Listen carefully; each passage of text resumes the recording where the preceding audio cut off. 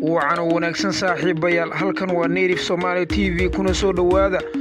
wararkii ugu dambeeyay caalamka iyo Soomaalida ee 24 saac ee la soo gudbay dunida iyo caalamkii naga soo gaaray akhbaaraadka maantadan waxa ugu dooroon madaxweynaha Galmudug oo maanta soo gaaray magaalada Muqdisho Puntland oo eedayn u jeedisay ganacsatada gudoomiye Filish oo gudoomiye shir looga hadlayay u diyaar garowga maalmaha xurriyadda iyo ra'iisul wasaare Roble iyo James Swan oo ka wada hadlay dhameystirka doorashooyinka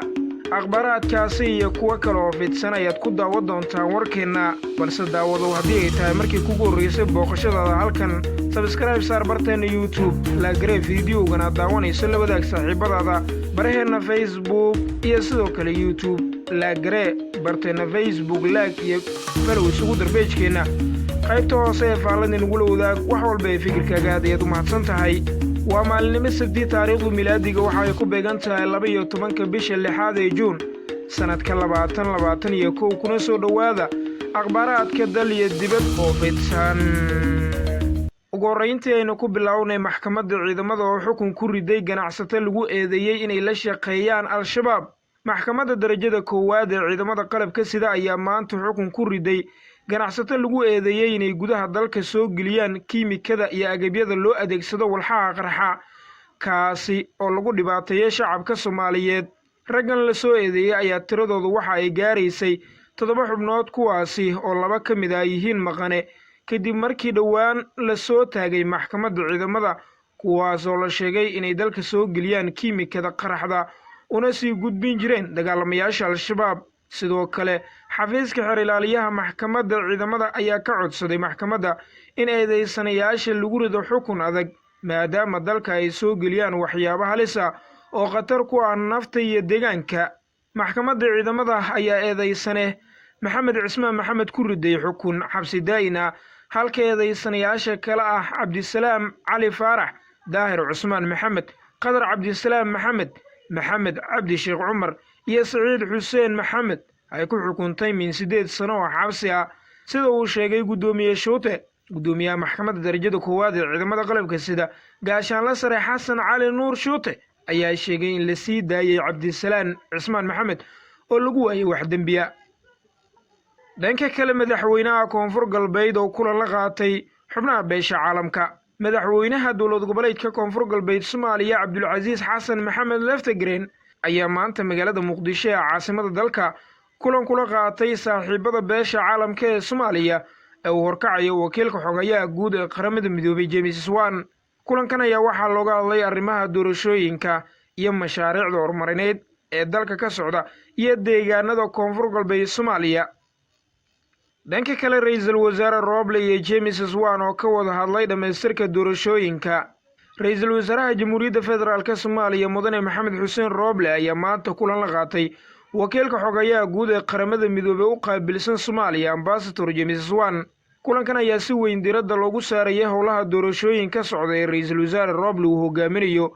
dhameystirka gudiyada doorashooyinka iyadoo uu ra'iisul wasaaruhu u sheegay in dhankiisa ay ka go'an tahay in waqti aan dib u dhac ku iman balse ay ku xiran yihiin duruufo u baahan in dhammaan ay gacan ka geystaan dardargelintooda kulankan uu ra'iisul wasaare Roble la qaatay wakiilka qaramada midoobay Ambassador James Swan waxaa goobjoog ka ahaa gudiyada farsamada doorashooyinka ee uu dhawaan magacaabay ra'iisul wasaaruhu kuwaas oo ka shaqayn doona arrimaha farsamo ee mudnaanta u leh ra'iisul wasaaraha Soomaaliya si uu habsami ugu fuliyo howlaha doorashooyinka ee loo xilsaaray gudoomiye Filish oo shir gudoomiyay kulan looga hadlayay u diyaar garowga maalmaha xurriyadda gudoomiyaha gobolka Banaadir ahna duqa magaalada Muqdisho Cumar Maxamuud Maxamed Cumar Filish ayaa shir gudoomiyay kulan aan caadi ahayn oo ay goobjoog ka ahaayeen saraakiisha laamaha ammaanka qaybahooda kala gedisan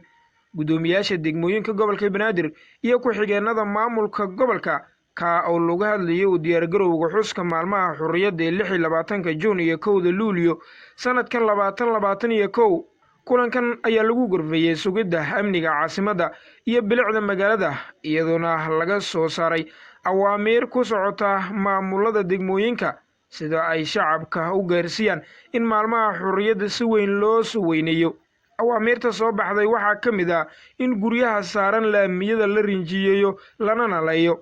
in calaamadaha astaanta qaranka Soomaaliya lagu suro isla markaana cid kasta ay nadiifiso horteeda, gaar ahaan goobaha danta guud. Arrintan oo qayb ka weyneynta maalmaha xurriyadda Soomaaliyeed ee 26 Juun iyo 1 Luulyo 2021.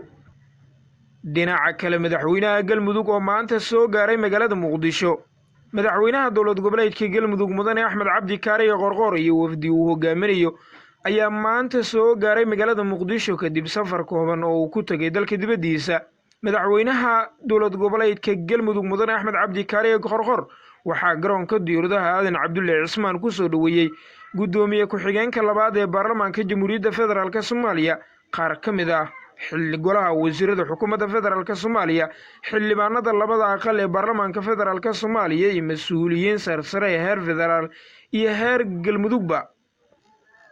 Puntland eedayn u jeedisay ganacsatada. maamul goboleedka Puntland ayaa maanta dib u fasaxay jajab lacageedka danaysan oo ay horay u xaniibtay wixii ka yar $1 si loo socodsiiyo isticmaalka shilinka Soomaaliga. wasiir ku-xigeenka maaliyadda Puntland Cabdi Ibraahim Warsame Qowdhan oo maanta shir jaraa'id ku qabtay Garowe ayaa shaaciyay in dib loo fasaxay jajabka doolarka danaysan ee mobilka la isugu diro.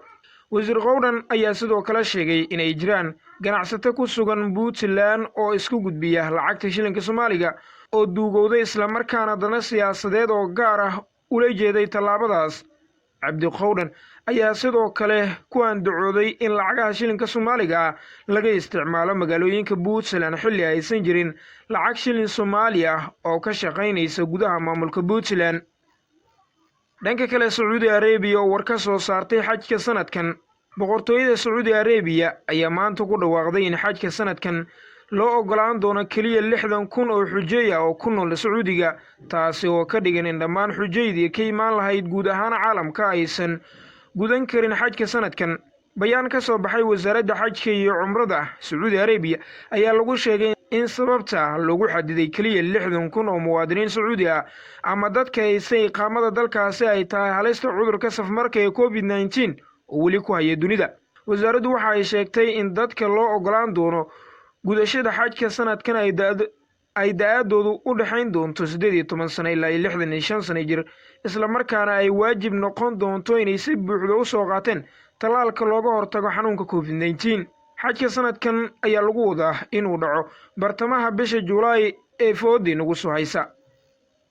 gunti iyo gabagabadii Joe Biden oo reer galbeedka ku booriyay inay samaystaan iskaashi ka dhana Shiinaha. madaxweynaha Mareykanka Joe Biden ayaa ku booriyay wadamada reer galbeedka inay ka hortagaan saameynta sii kordhaysa ee Shiinaha, isagoo ka hadlay maalinta labaad ee shirka G7. madaxweyne Biden ayaa la filayaa inuu ku baaqo isbahaysi cusub oo ka hortaga dhaqaalaha ay Beijing ku bixinayso kaabayaasha dhaqaalaha ee dalalka soo koraya. Mareykanka iyo xulafadiisa waxa ay Shiinaha ku eedeeyeen shaqo qasab iyo xadgudubyo kale oo xuquuqda aadanaha ka dhan ah oo ka dhaca gobolka Xinjiang. horaantii sanadkan, Mareykanka, Midowga Yurub, boqortooyada Ingiriiska iyo Kanada waxa ay soo bandhigeen cunaqabatayn in la saaro Shiinaha. cunaqabatayntan oo ay ku xiraan xayiraadaha safarka iyo xanibaadaha hantida ayaa lala beegsanaya siyaasiyiin sarsare oo ku sugan Xinjiang, kuwaasi oo lagu eedeeyay xadgudubyo culus oo xuquuqda aadanaha ka dhan ah muslimiinta Uyghurs. in ka badan 1 milyan oo muslimiinta Uyghurs iyo dad kale ee laga tiro badan yahay ayaa la qiyaasaa in lagu xiray xeryo ku yaala gobolada waqooyi galbeed ee dalka Shiinaha. daawadayaasha iyo saaxiibada qiimaha badan, guud ahaan waa inaga intaa warkii oo aad kala socoteen muuqbaahiyaha caalamiga Native Somali TV. warka waxaa aqrinaya anigoo Jimuni. saaxiibada qiimaha badan, haddii ay tahay markii kugu horreysay booqashadaada halkan, subscribe saar barteena YouTube, laagare fiidiyogan ku soo gaaraya, booqo barteena Facebook oo laag iyo follow isugu dar.